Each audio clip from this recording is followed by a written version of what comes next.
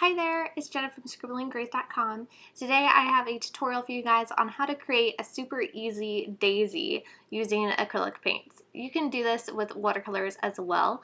I just find it a bit easier to use acrylics, so I thought I would show you the easy way, at least in this video. So I'm just quickly painting on a background using I think this is a 3/4 inch brush or maybe an inch brush. And my apple barrel acrylic paints. These are just the cheap ones that you can get at Walmart, but any acrylic paints work for this entire technique here, so don't feel like you need anything fancy. All right, so after I'm just painting on 2 different colors, trying to get them nice and blended. And then I'm going to dry it really quickly with my heat gun, and I'm going to put all of the links to all of the supplies that I use, the exact names of the colors that I'm using on the paints, in the blog post that goes along with this video at scribblinggrace.com/daisy. So I'll put that link in the description below, so go check that out. Alright, now that I have my background painted, let's go ahead and start on this daisy. Alright, so I'm slowing it down to real time here, and I'm loading up some white paint onto my palette, which is just a paper plate. This time I'm using Liquitex Basics paints, but again, any acrylic paints work, so no stress on that. And I'm going to use a 1/4 inch flat brush. Really, it doesn't matter too much the size of the flat brush.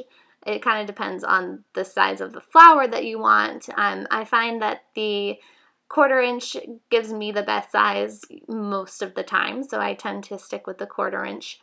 But it's not super duper important. Just make sure you have a nice flat brush. This one is really old. I can't even remember where exactly I got it. So just check out your craft store or whatever you have on hand. And I drew out some circles with my pencil just to mark the center of my daisy, and basically loaded up my brush just to make sure that it was nice and saturated, but there's not a huge ton of paint on my brush. And I'm placing that brush, I just place it on the page, and then I slowly bring it down towards the center. I kind of apply some pressure towards the middle of my petal and release that pressure so it comes to somewhat of a point at the end, but that's not super duper important, so that's not something I really want you to stress about. Just place that brush vertical to the circle of where you're going and just slide it on down, and that creates your petals. You can see that sometimes I'll go over them a couple times just to fix the shape, make sure I'm getting the shape that I want, but that's the beauty of acrylics, is you can always just go back over it really easily. So basically I'm just gonna keep creating these same petals all around to make a daisy. I kind of vary up how close they are together and how far they are. There's my cat. So I think that varying also the height just slightly. Daisies are pretty uniform, so you try to get your petals the same thickness, but you can always move, leave little gaps in between the petals. You can have some that are a little bit shorter and a little bit taller. I like to kind of create shorter petals on one side, which will kind of create a look of it being a little bit sideways. So just have fun with it. You can see I got a little shorter here at the bottom of my daisy. I just like to have that variance. I just find it makes it look a little more realistic. But of course, just do how you feel, and also don't worry too much about stopping perfectly on that center line, because you're just going to cover it up with that paint in the center. So it's not super duper important. Just try to get somewhat in a circle shape. So basically I'm just going to keep on going around and creating these daisy shapes, and then I'm going to go over it one more time with more white paint, because you can see that the white paint on that blue background is a little translucent, so I'm just going to go over it one more time to make sure it's nice and opaque and vibrant.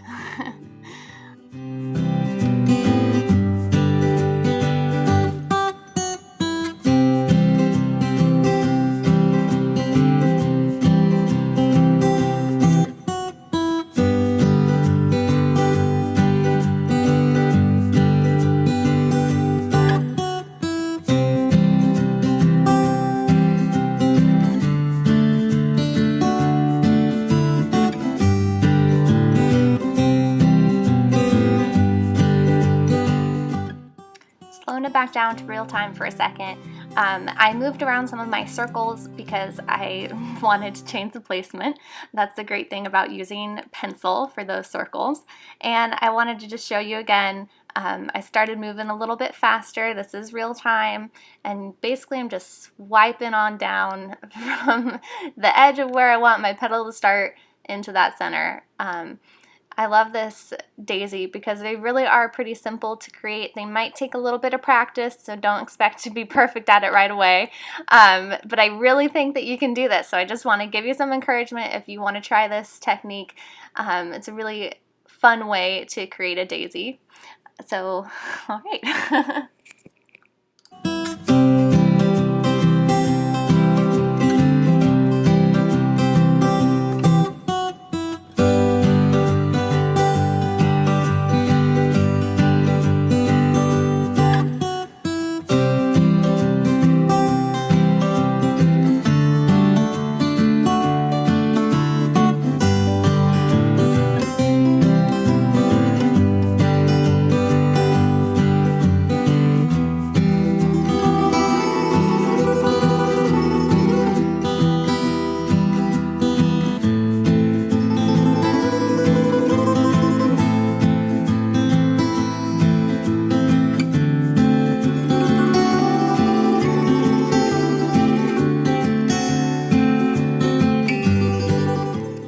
And I'm just about finished with the petals of my daisy. And now I'm going to go ahead and move on to creating these centers. So I'm going to go ahead and use a gold color.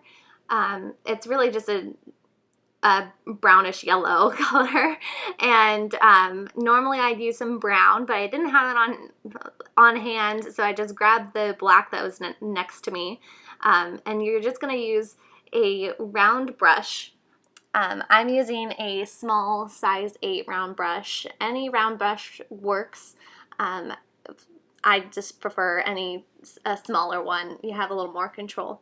And I just dab in just a tiny bit of that black, just the smallest amount, just to help add a little bit of variance into that center, so it's not all just one color. And I'm just stippling, I think is what it's called, just, patting that color down in that circle.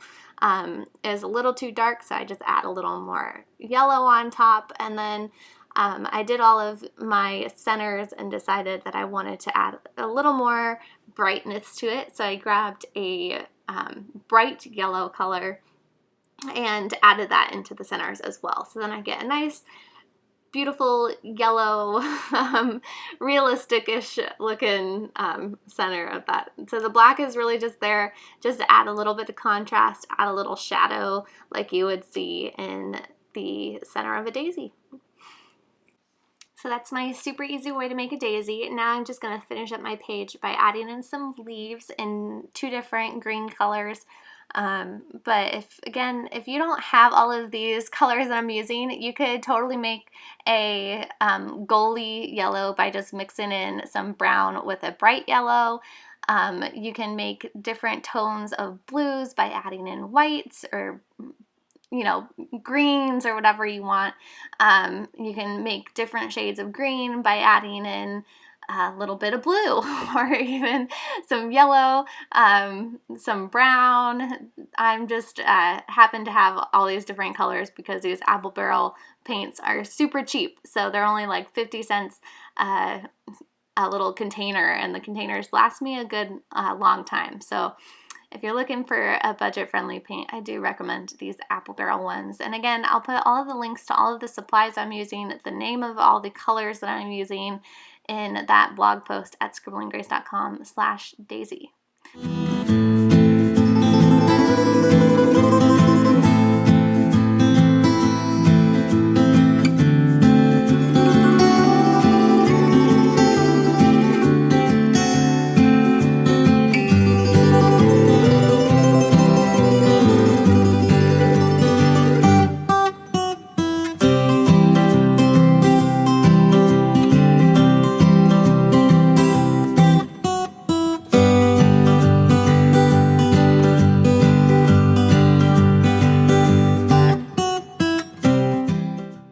And then last but not least, to finish this page, I am using a Uniposca paint pen.